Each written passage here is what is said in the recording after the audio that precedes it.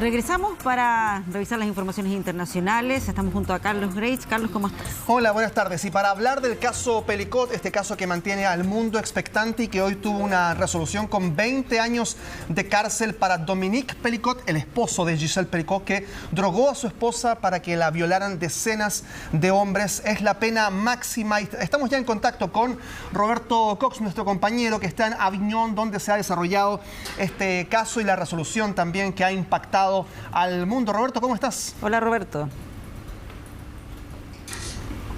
Hola, Carlos. Hola, Pati.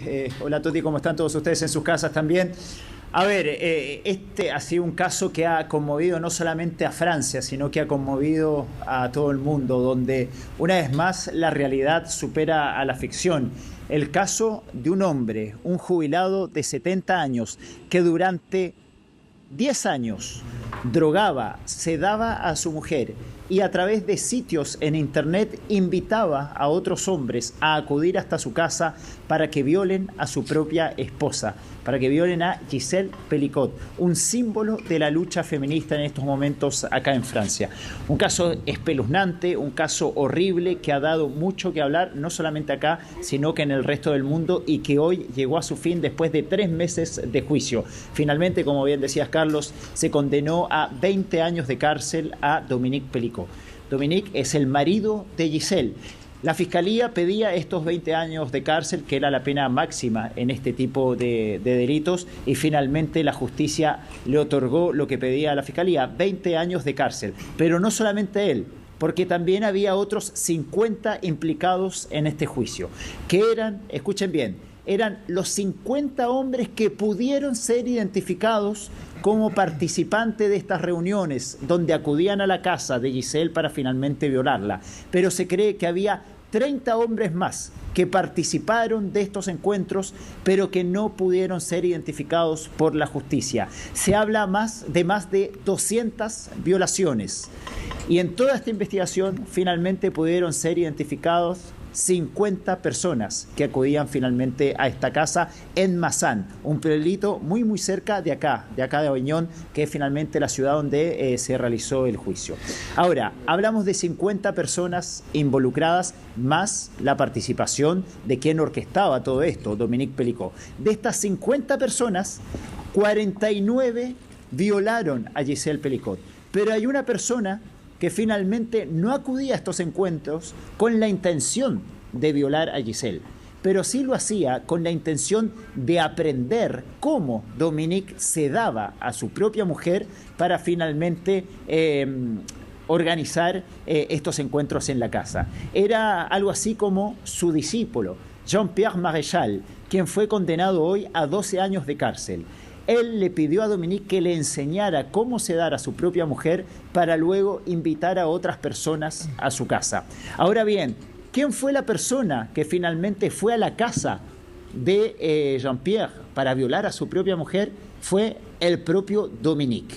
Bueno, una historia realmente increíble, una historia que ha llamado muchísimo la atención en Francia y que se ha convertido en el símbolo de la lucha feminista en este país, porque también ha cambiado el paradigma, el paradigma que indica que la vergüenza debe cambiar de bando. ¿Qué indica esto?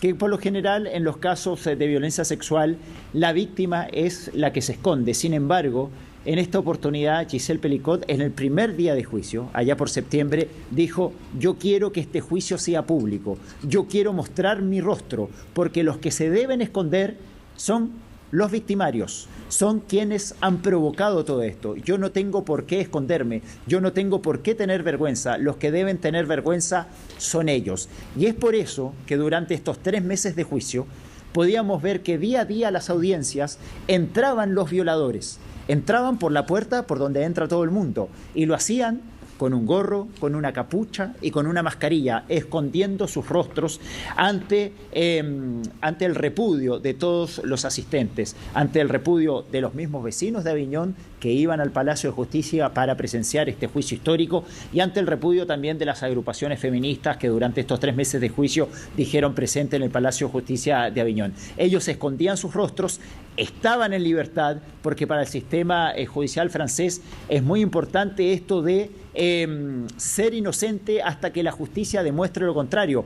Por eso la gran mayoría de los denunciados vivieron todo este proceso en libertad y día a día acudían a las audiencias para finalmente comparecer. ¿Roberto? Lo hicieron en libertad y es por eso que aparecían todos los días con sus rostros tapados a pesar del repudio de todos los asistentes. Sí, es que eso que tú mencionas es fundamental porque más allá del impacto que ha provocado una historia de estas características, lo cierto es que deja un mensaje detrás y que dice relación precisamente con que la vergüenza debe estar del otro lado, enfrentar esto, y quienes tienen que cargar con esa responsabilidad son aquellos que están siendo acusados, no quienes son víctimas en situaciones como esta. Ahora, algo que ha llamado la atención, y ahí si tú nos puedes explicar también, Roberto, 20 años de cárcel, algunos tal vez pueden decir es poca esa cantidad de años, pero esto tiene que ver con lo que se establece en la legislación francesa. ¿Esto sería lo máximo para un delito de estas características? Sí, es lo máximo y de hecho es lo que pedía la Fiscalía. Pedía la pena máxima, que era la de 20 años. Por eso hoy, a la salida de la audiencia, los abogados y la misma Giselle se mostraba satisfecha por la condena que finalmente pesa sobre Dominique Pelicot, su marido, o mejor dicho, su ex marido. Pero donde no había mucha satisfacción era sobre la pena que se le otorgó al resto de los acusados. Porque, a ver, la sentencia fue larguísima, porque como les decía recién, había 50 acusados. De esos 50 acusados, hay 6 que salieron en libertad. Porque, a ver, todos estos 50 fueron declarados culpables, pero algunos recibieron hasta 15 años de cárcel y otros recibieron una pena tan baja que ya la cumplieron estando esperando el desarrollo de este juicio. Entonces automáticamente salieron en libertad porque ya se daba por cumplida la pena. De hecho, hoy vimos agresiones a la salida del tribunal de justamente varios de estos denunciados que salían, como yo les decía, con esta mascarilla y con este gorro, salían del tribunal por la misma salida donde estaban todos los manifestantes y fueron, sí, agredidos por algunos de los presentes que no podían soportar o no podían creer la idea de que finalmente habían quedado libres. Hay penas de 5, de 6 años. Yo les hablaba recién de Jean-Pierre Maréchal, que era este discípulo de Dominique Pelicot, que le pedía consejos a Dominique para saber cómo sedar a su propia mujer.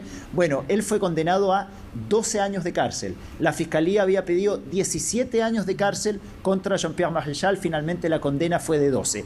Había satisfacción por la condena que pesaba sobre Dominique Pelicot, pero los presentes no estaban del todo de acuerdo sobre las condenas que pesaron sobre el resto de los denunciados.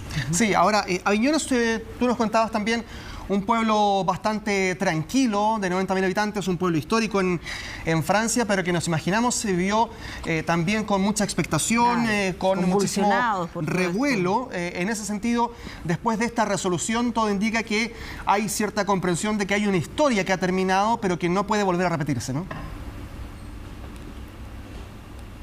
Sí, mira, Avignon es muy conocido en Francia, a pesar de ser un pueblito de 90.000 habitantes, es muy conocido por algo muy particular. Ustedes se van a reír tal vez. Hay una ronda infantil que enseñan acá en los colegios franceses que hablan del puente de Avignon. Es una ronda que uno... Los chicos bailan esta ronda en el jardín, que hablan del puente de Avignon donde todo el mundo baila. Eso dice esa ronda. Por eso es conocido Avignon en Francia, además de que fue sede papal durante muchos años y es una ciudad histórica. Pero claro, la ciudad vivió días, o mejor dicho, 3 meses convulsionados por la presencia de este juicio que ha dado mucho que hablar acá en Francia. Solamente a modo de ejemplo, hoy para la sentencia había 180 medios acreditados para cubrir la sentencia del día de hoy. De esos 180 medios, 85 eran extranjeros. Nosotros decimos con orgullo que éramos el único medio chileno en estar acá presente, pero había 85 medios extranjeros acreditados para cubrir esta historia que sin duda ha llamado la atención no solamente acá en Francia, sino a nivel mundial, porque ha sido una historia horrible, una historia de no creer, donde una vez más la realidad supera la ficción, de este hombre que finalmente drogaba a su mujer para invitar a través de internet a los victimarios, a otros hombres, para violar a su propia esposa. Así es, una historia macabra también que llega a su final, al menos en términos judiciales. Muchas gracias, Roberto Cox, por el trabajo desde Francia. Gracias, Roberto. Nos vemos.